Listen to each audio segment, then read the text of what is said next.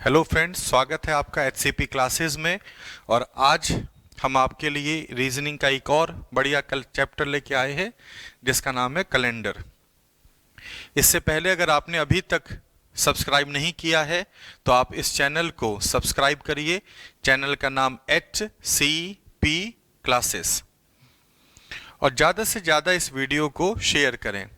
देखिए, बहुत जल्दी ही हम आपके लिए एक मैराथन सीरीज लेके आएंगे, और जब आप 26 को अपना एग्ज़ाम देने के लिए जाएंगे तो आपके लिए 3 घंटे की एक वीडियो में जीएस की स्पेशल तैयार करके रखूंगा, ताकि आप रास्ते में अपने टाइम का सही सदुपयोग कर पाएं। और बहुत ही सेलेक्टेड क्वेश्चंस जीएस के डालूंगा उसमें, जो आप जाते समय ट्रेन में, बस में, कैसे भी उस वीडियो को पूरा देखिए।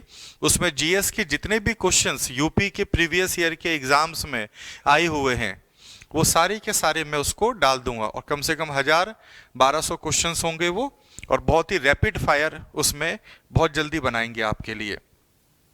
तो इन सब फैसिलिटी को लेने के लिए आपको पहले सब्सक्राइब करना पड़ेगा, ताकि आपको हम बहुत बढ़िया बढ़िया चीज़ें दे सकें। देखिए, अभी जो आपकी बार बार जो कमेंट्स आ रहे हैं कि कैलेंडर चैप्टर कराइए, तो बहुत ही जल्दी मैं आपको कैलेंडर चैप्टर का बेसिक कराता हूं, और इसी से आपके एग्जाम में सारे आ जाएंगे। इसका डिटेल्ड बाद में करते रहेंगे, जब एग्जाम आपका एक बार हो जाएगा फिर इसका एक डिटेल्ड वर्जन भी लेके आ जाएंगे। अभी देखिए, जैसे कैलेंडर में ये सबको पता है कि जनवरी में 31, फरवरी में 28 या 29, अभी लीप ईयर का कंसेप्ट होगा इसमें, मार्च में 31, अप्रैल 30, मई 31, जून 30, जुलाई और अगस्त दोनों में 31, सितंबर में 30, 31, ये सब जानते हैं। तो सबसे पहला क्वेश्चन आता है कि इनमें सबसे अलग कौन सा है? जनवरी, जून, जुलाई और दिसंबर, इसमें सबसे अलग बताना है। तो सबसे पहले आप क्या करिए, इन महीनों के दिनों की संख्या लिख दीजिए। जनवरी में 31 दिन, जुलाई में 31 दिन, दिसंबर में 31 दिन, परंतु जून में दिनों की संख्या कितनी है? 30। तो सबसे अलग कौन सा हो गया? जून। तो आंसर क्या हो गया? जून। सबसे पहले आप इस मेथड का यूज करना, ठीक। दूसरे मेथड में आप देखना, जैसे आप फरवरी में देखें तो फरवरी में 28 या 29, जून में 30, अगस्त में 31 और नवंबर में 30। क्या इससे अलग हो रहा है ये? तो इससे नहीं हो रहा। तो दूसरा मेथड क्या होता है, इन महीनों के नंबर डाल दो। फरवरी दूसरा महीना, जून छठा महीना, अगस्त 8वां महीना, और नवंबर कौन सा होता है? 11। तो 3 इवन महीने हैं और एक क्या है? ऑड महीना। तो ऑड कौन हो जाएगा? नवंबर। तो नवंबर आंसर हो गया। तीसरा मेथड, जैसे फरवरी, अप्रैल, जून और दिसंबर बोला। फरवरी 28, 29, अप्रैल में 30, जून में 30 और दिसंबर में 31। तो अलग नहीं हुआ। महीनों के नंबर डालिए। फरवरी का दूसरा, अप्रैल का चौथा, जून का छठा और दिसंबर का 12वां। यहां भी अलग नहीं हुआ क्योंकि सारे इवन मंथ हैं। तो लास्ट में क्या देखते हैं कि फर्स्ट हाफ और सेकेंड हाफ, ये 6 महीने हैं ये आते हैं फर्स्ट हाफ में, और ये जो 6 महीने हैं ये आते हैं सेकेंड हाफ में। अब इसका मतलब है कि ये फरवरी, अप्रैल और जून ये तीनों फर्स्ट हाफ के हैं, और दिसंबर कौन सा है? ये सेकेंड हाफ का महीना है।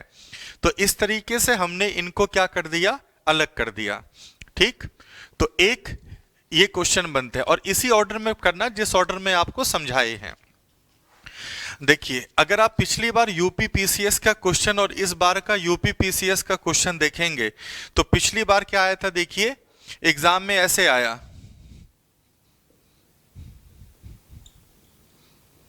बोला इसमें अब ये रीजनिंग में क्वेश्चन बनाया गया। अब जिस आदमी ने ध्यान नहीं दिया वो इनको जे की वैल्यू 10, एफ की वैल्यू 6, एम की वैल्यू 13, 1, 13, वो ऐसे रीजनिंग लगा रहा।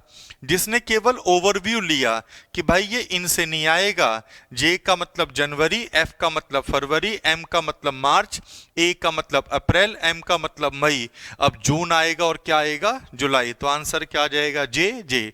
ये 2017 के यूपी पीसीएस के एग्जाम का सवाल है। और अगर आप इस साल देखेंगे तो इस साल क्या पूछा?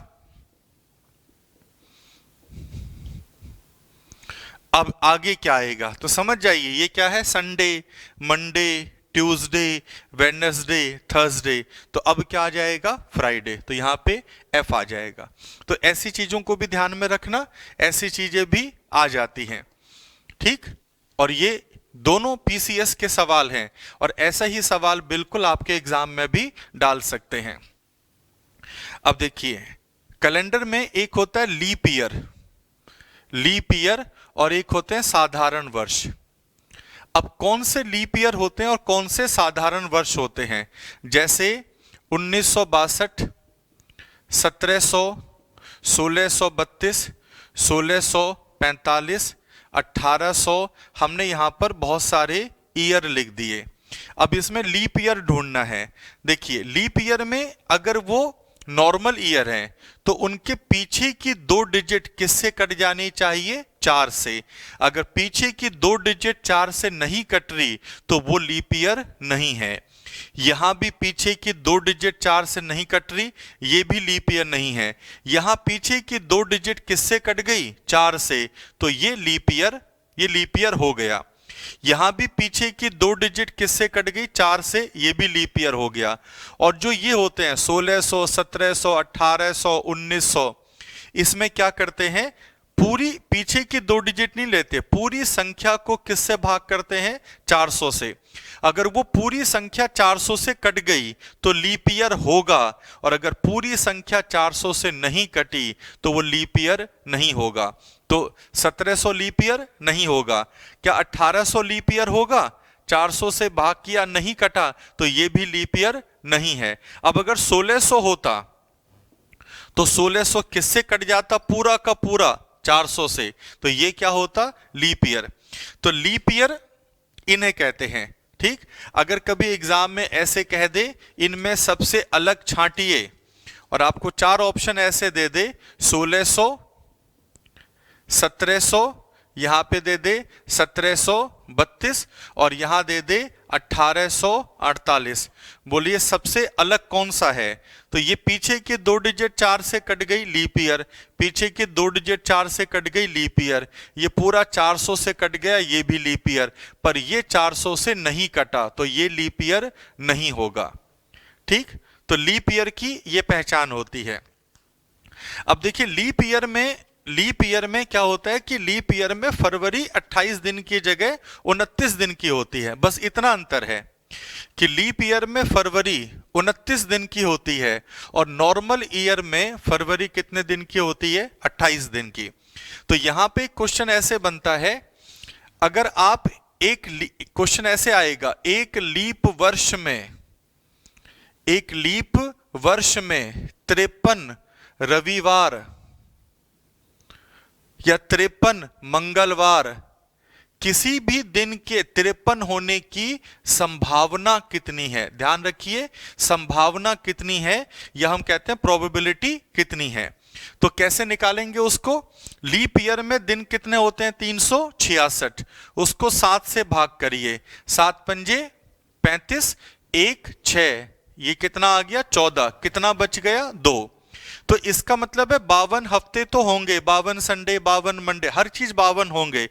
अब ये नीचे हमारे पास कितने बच गए, 2, और ये 2 बटे हमेशा क्या कर देना, 7। तो क्या आंसर आ गया, 2/7। तो किसी भी दिन के 53 होने की संभावना, 52 तो सब होंगे ही ना, 53 होने की संभावना 2 क्या आएगी, 7। अब अगर वो कह दे एक साधारण वर्ष में 53 रविवार होने की संभावना क्या होगी, तो साधारण में 365 आएंगे, 7 से भाग करिए, 52 बार गया, 364, क्या बच गया, 1। तो वहां पे आंसर क्या आएगा, 1/7। ये होती है संभावना। ऐसे ही कभी आपसे कह दे कि मई के महीने में 5 रविवार आने की संभावना क्या होगी, 5 रविवार, तो मई में दिन कितने होते हैं, 31, आप 7 से भाग करिए, 7 चौक 28, कितने बच गए, 3, जितने बच जाएं उसी के नीचे क्या कर दे, 7। और ये हमारी क्या हो गई, मई के महीने में 5 रविवार, 5 सोमवार, 5 मंगलवार, किसी भी दिन के 5 आने की संभावना। तो एक क्वेश्चन ऐसे आते हैं ये संभावना वाले, ये समझ में आ गए होंगे, ठीक। अच्छा देखिए, फिर इसमें लीप ईयर में आता है कि लीप ईयर कितने साल के बाद आता है। तो जनरली हम पढ़ते हैं कि लीप ईयर हर 4 साल के बाद आता है, पर कभी कभी लीप ईयर 8 साल के बाद भी आता है। जैसे 1896 एक लीप ईयर था, पीछे की 2 संख्या कट गई, और उसके बाद 1900 जो आया, 1900 लीप ईयर नहीं था क्योंकि ये 400 से नहीं कटता। उसके बाद लीप ईयर 1900 क्या आया, 4 में। अब पीछे की 2 संख्या 4 से कट गई, तो देखो यहां पर लीप ईयर कितने साल के बाद आया, क्या 4 साल के बाद आया, नहीं, यहां पे लीप ईयर 4 साल की जगह कितने साल के बाद आया, 8 साल के बाद। तो लीप ईयर 8 साल के बाद भी आता है अगर बीच में ऐसी सेंचुरी आ जाए जो 400 से नहीं कटती। तो एक बार एक एग्जाम में क्वेश्चन आया, यूपी के एग्जाम में ही, लेखपाल का एग्जाम था, और बोला 400 साल में कितने लीप ईयर होते हैं। तो देखो अगर हम 400 साल देखें तो 400 साल में अगर हम लीप ईयर देखेंगे तो एक आम आदमी सोचेगा कि 400 साल को 4 से भाग कर दो, कितने लीप ईयर आ गए, 100। पर ध्यान रखिए, क्या 1700 लीप ईयर है, नहीं। क्या 1800 लीप ईयर है, नहीं। क्या 1900 लीप ईयर है, नहीं। तो 3 लीप ईयर कट गए ना, 3 में 4 की बजाय 8 साल के बाद आएगा, तो 100 में से 3 क्या कर दो, माइनस। तो कितने लीप ईयर होंगे, 97। इसका मतलब है हर 400 साल के बाद, हर 400 साल में 97 क्या होते हैं, लीप ईयर होते हैं, ठीक। तो ये लीप ईयर का कंसेप्ट था। अब देखिए आपके एग्जाम में एक सिंपल से क्वेश्चन कैसे आते हैं, जैसे आज के दिन दे देगा कि आज 22 जनवरी को, या आज 23 जनवरी है, आज 23 जनवरी को बुधवार है, तो बताइए 23 जनवरी 2019 को। अब वो पूछ लेगा इस साल 15 अगस्त को कौन सा वार आएगा, ठीक। अब उसी साल में जाना है तो क्या करना, जनवरी में दिन कितने होते हैं, 31, ठीक। कितने दिन हो गए, 23। 31 में से 23 घटा दो, कितने आ गए, 8। वो 8 मत लिखो, 8 को 7 से भाग कर दो, तो क्या बचा, 1। तो केवल 1 लो, क्योंकि अगर आप 8, 28 ऐसे लेंगे तो बहुत ज्यादा दिन हो जाएंगे, कैलकुलेट करना थोड़ा मुश्किल हो जाएगा।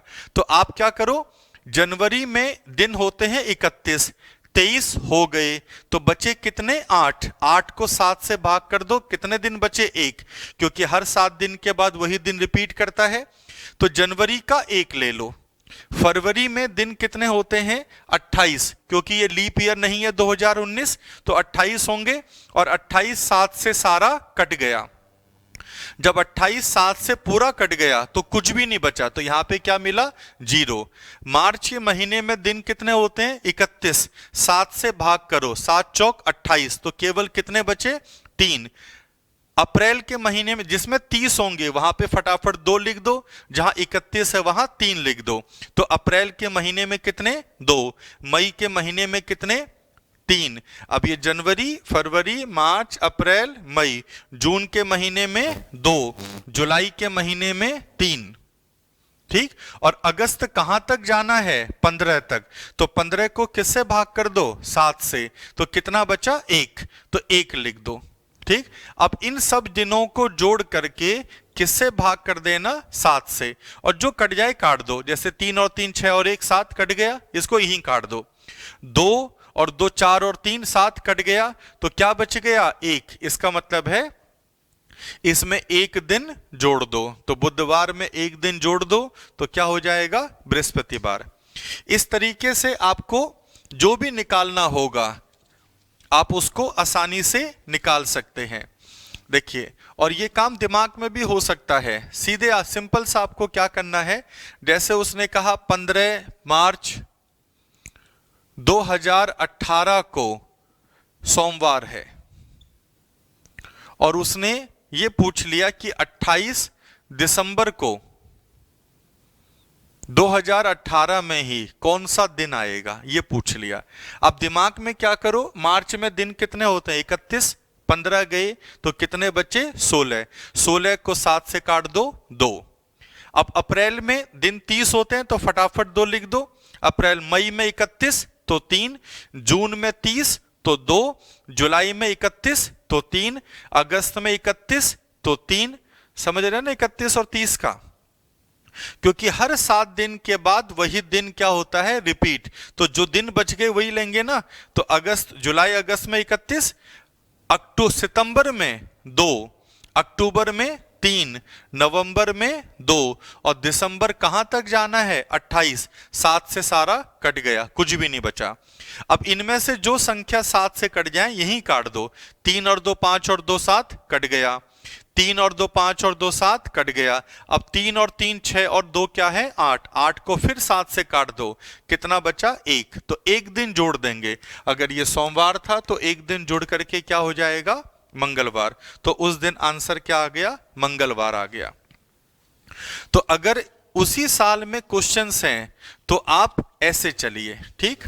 और अगर 2-3 साल का गैप पूछा जाए, जैसे वो ये कह दे कि आज 23 जनवरी 2019 को आज बुधवार है, और ये कह दें कि 2024 में 23 मार्च को कौन सा दिन आएगा, ठीक। अब देखो 5 साल 2024 में, तो इन्होंने 5 साल का क्या कर दिया, गैप कर दिया। तो ऐसे में क्या करना, जब आप लीप ईयर जंप मारोगे तो लीप ईयर में जब जंप मारेंगे तो 2 दिन एक्स्ट्रा लिख देंगे, और जब ऑर्डिनरी ईयर में जंप मारेंगे तो 1 दिन एक्स्ट्रा लिख देंगे, ठीक। लीप ईयर में 2 दिन फालतू बचते हैं ना, तो 2 दिन ऐड कर दो, और ऑर्डिनरी ईयर में 1 दिन बचता है तो 1 दिन ऐड कर दो।